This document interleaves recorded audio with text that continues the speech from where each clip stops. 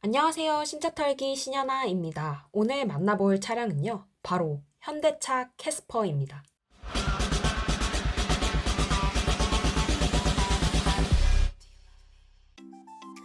이 캐스퍼 요새 난리 났잖아요.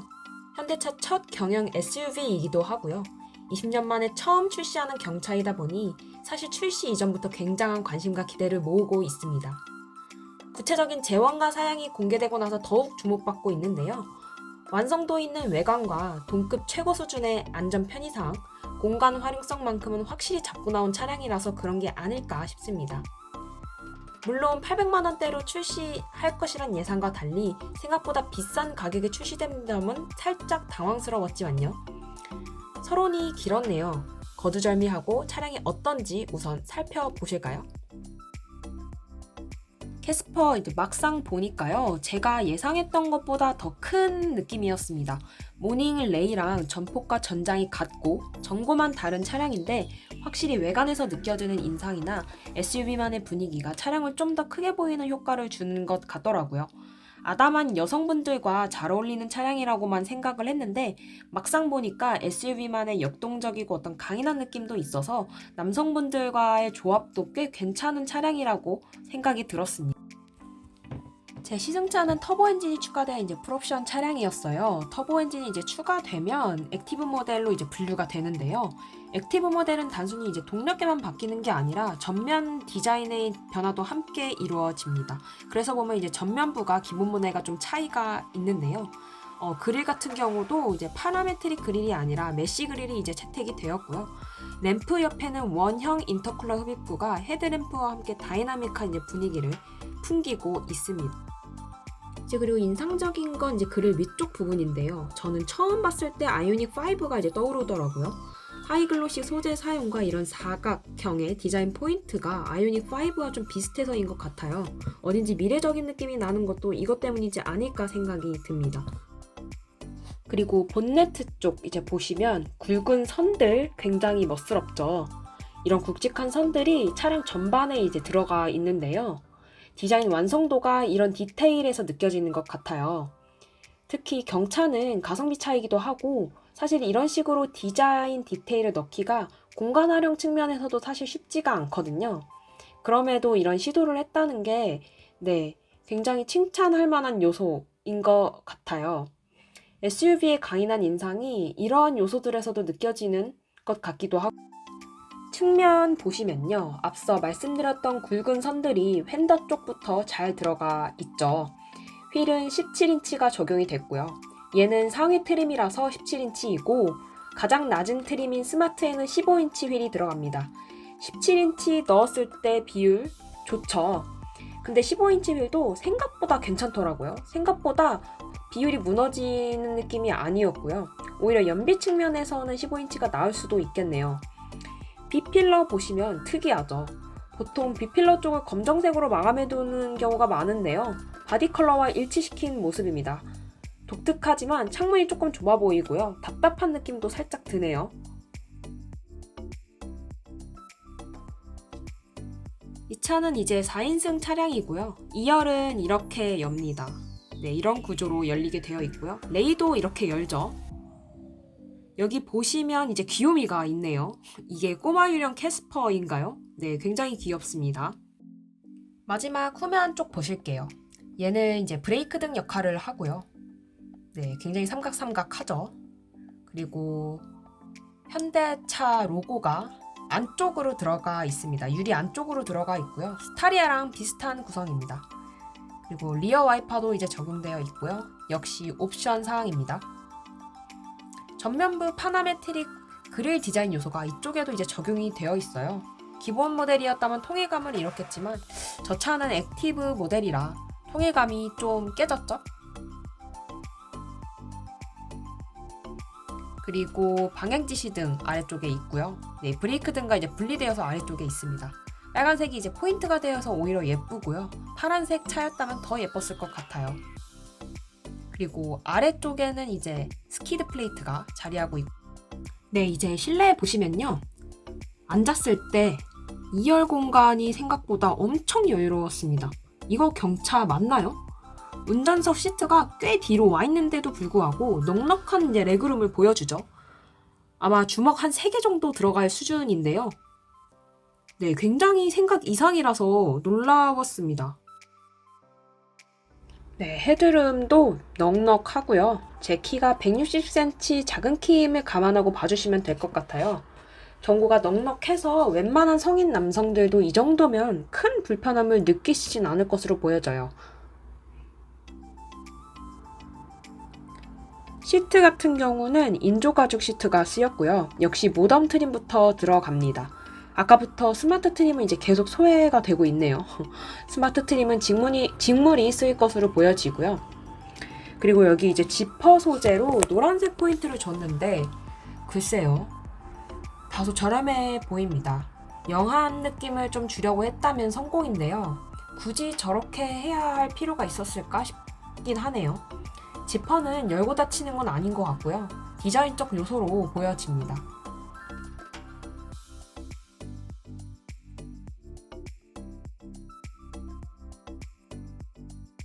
동승석 뒤편에 얘는 스토리지이고요. 7만원 내면 옵션으로 추가됩니다. 문제는 얘 때문에 시트를 풀 폴딩 했을 때 완전 평탄화가 어렵다는 점이고요. 근데 얘가 또 캐스퍼 외장 공개 때 사진 보니까 테이블로 활용이 되더라고요. 이거는 소비자가 선택할 문제인 것 같아요. 이제 1열은 이런 구성을 띠고 있고요. 사실 1, 2열 모두 내관이 외관에 비해서는 살짝 저렴해 보여요. 조금 아쉬운 부분입니다.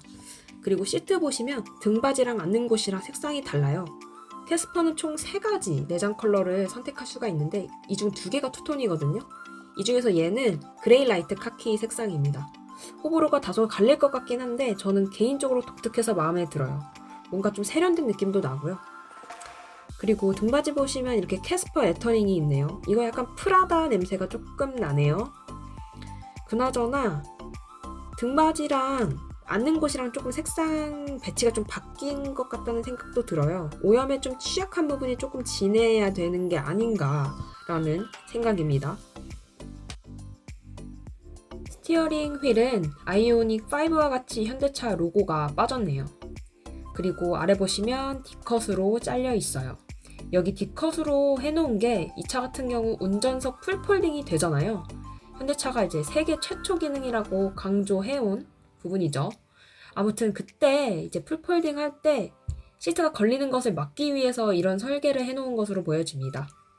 또 캐스퍼 특징 중에 하나가 아이오닉 5처럼 중앙에 트여 있는 건데 이게 조수석으로 이동할 때 D컷 휠이면 조금 더 편리한 측면도 있을 것 같아요.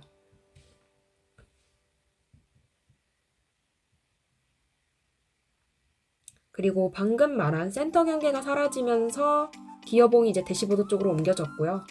근데 위치가 좀 애매해요. 운전할 때 뭔가 좀 이렇게 팔을 좀 들게 되는 경향이 있더라고요. 그리고 험로 주행이 가능한 드라이브 모드 설정도 가능합니다. 이 역시도 모던 트림부터 이제 기본 적용되는 사양입니다.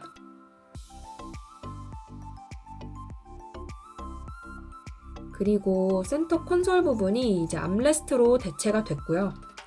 아래 컵홀더 2개 정도 있는 수준입니다. 공간을 최대한 확보하기 위해서 최대한 필요 없는 것들을 뺀 것으로 보여져요. 그리고 지금 제가 운전석에서 족수석 쪽으로 가려고 시도를 해봤는데 어떤가요? 쉬워 보이나요? 결코 쉬워 보이진 않는데 그래도 아예 막혀있는 것보다는 아무래도 쉽겠죠? 공조장치는 깔끔합니다. 좋게 말해서 깔끔하다이고요. 다르게 말하면 별게 없다 정도라고 보시면 되겠습니다. 약간 아날로그적인 느낌도 나요. 이 버튼들이 보면 옛날 카세트 재생 버튼, 뒤로 감기 버튼 같은 느낌이 나는 것 같아요. 그래도 직관적인 거 하나는 마음에 들고요. 그리고 이 차는 앞좌석 열선은 있는데 뒷좌석은 없습니다. 아무래도 국내 소비자들이 많이 찾는 사양인 만큼 좀 큰 단점이 될 수도 있을 것 같아요. 옵션으로라도 추가 불가능합니다. 통풍 시트는 운전석에만 들어가고요. 그리고 USB 포트가 앞에 2개 마련되어 있는데 상위 트림에만 이제 기본 적용되는 옵션입니다. 아무래도 요새 C탑이 많이 나와서 좀 시대에 뒤처진 듯한 감이 없지 않아 있네요. 그리고 클러스터는 캐스퍼에서 이제 내세울 만한 편의사양 중에 하나죠. 무려 4.2인치 LCD 컬러 클러스터입니다. 선명하고요, 직관적입니다. 아마 국산 경차 중에 최초이지 않을까 싶네요. 이 정도 사양은. 객관적으로 뭐 크기가 엄청나게 큰 건 아니에요. 근데 캐스퍼에는 딱 적당해 보입니다. 그리고 클러스터가 내부 사양 중에서 가장 돈 많이 들인 것 중 하나가 아닐까 싶은데요. 주행할 때 필요한 정보만 추려 나와 있어서 보기도 편리하고요. 심지어 기본 적용된다고 하니 굉장히 훌륭하죠.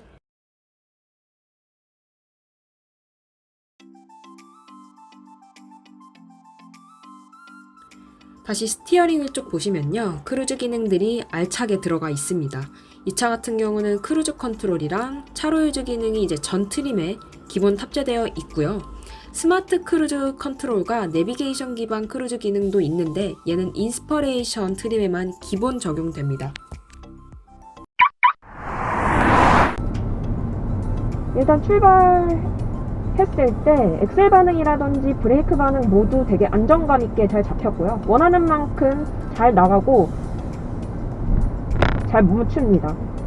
도심 주행에 있어서 불편할 것으로 보이지 않고요. 지금 고속도로 주에 들어와서 이제 가속 성능이라든지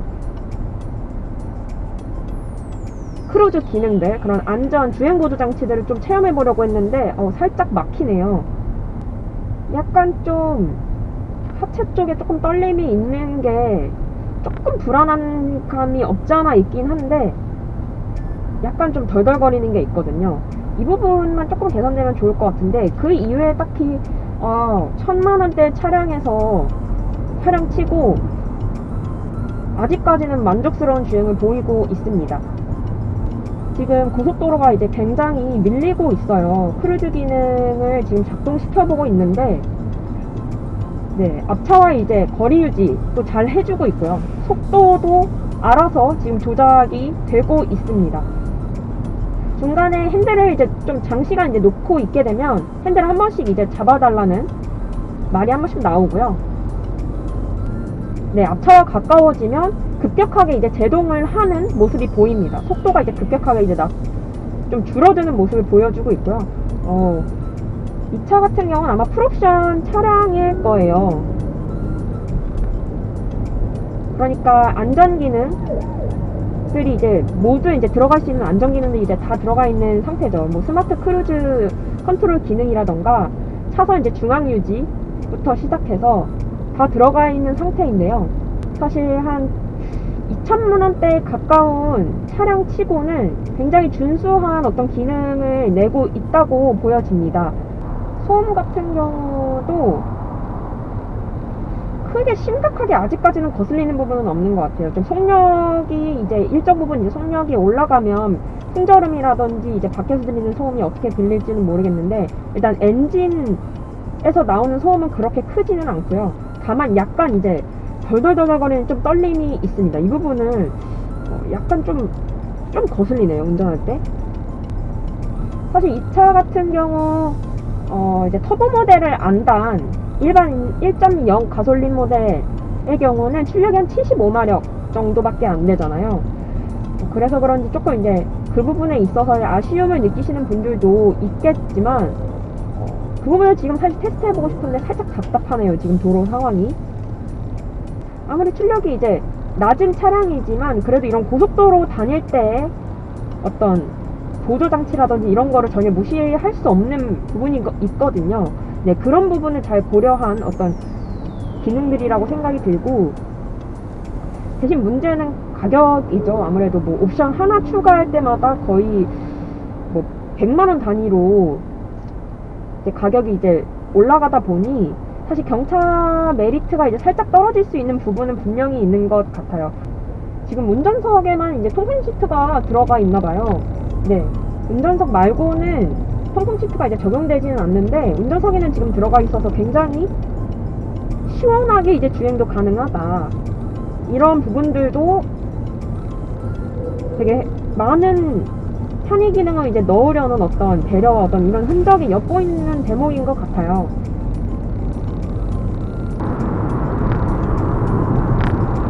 가속도 이 정도면 굉장히 부드럽고 이제 준수한 편이라고 이제 생각이 들고요. 다만 약간 이제 저속에서 한번 이제 속도를 올릴 때 이제 엔진 소리가 이제 살짝 들리면서 뭔가 살짝 지체된 듯한 반응이 있어요.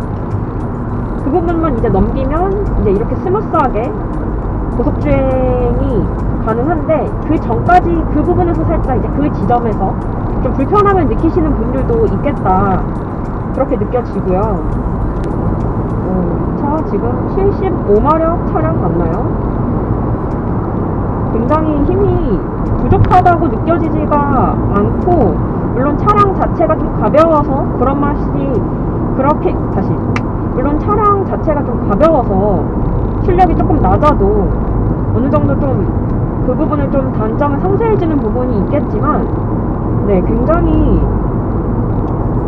지금 잘 나갑니다. 고속도로에서 지금 한 90 정도로 지금 주행을 하고 있는데 전혀 부족하다, 불편하다, 10km 구간 단속 중입니다. 뭐 불편하다라든지 부족하다 이런 거의 안 느껴지고요. 지금 오르막길에서도 뭔가 좀 힘이 딸린다, 이런 느낌 전혀 없습니다. 이 차 같은 경우는 내 목적이 굉장히 분명한 차가 될 것 같아요. 좀 저렴한 가격대에 이런 SUV이다 보니까 요즘 같은 경우 확실히 차박 열풍 속에서 관심을 굉장히 끌 법한 차죠. 특히 세컨카로도 구매를 고려하시는 분들이 많을 거라고 생각이 들고요. 그리고 사회 초년생분들에게도 굉장히 좋은 선택지가 될 수 있는 차량이라는 생각이 듭니다. 지금까지 현대차 캐스퍼 시승해봤고요.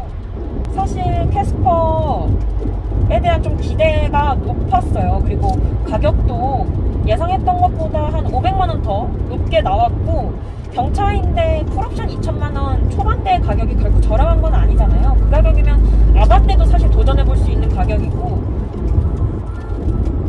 그래서 뭐가 그렇게 좋은 게 들어갔길래 가격이 이렇게 높게 나왔나 하면서 기대를 가지고 왔는데 기대 이상의 차량이었던 것 같아요. 사실 경차라고 하면 조금 저렴한 차다라는 인식이 있고, 외관이나 사실 조금 아쉬운 부분이 곳곳에 있는 것도 사실이거든요.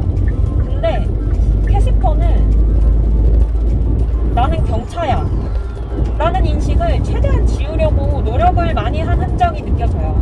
그리고 동급 최고 수준의 어떤 안전 기능들 뿐만 아니라 차박에 최적화된 어떤 조건들, 풀폴딩이 전자석 가능하다는 점, 그리고 슬라이딩, 리클라이닝, 이런 모든 기능들이 들어가 있다는 점 또한 어떤 SUV라는 또 목적에는 또 잘 맞게끔 차량을 설계했다는 느낌이 듭니다.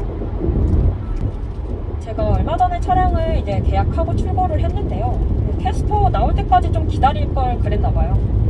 마음이 성급하지 않았나 라는 생각이 오늘 시승하면서 듭니다. 사실 경차인데 2천만원대까지 간다? 사실 엄청 결코 저렴한 차는 아니죠. 근데 사회 초년생분들한테 굉장히 좋은 대안이 될 수 있는 차라고 생각이 들고요. 그리고 도심용 세컨카나 이런 차박, 간혹 즐기고 싶다라는 어떤 그런 목적을 가지신 분들한테도 굉장히 좋은 선택지가 될 수 있는 차라고 생각이 듭니다. 이상 신차 털기 신현아였고요. 이만 이렇게 마무리 짓겠습니다. 감사합니다.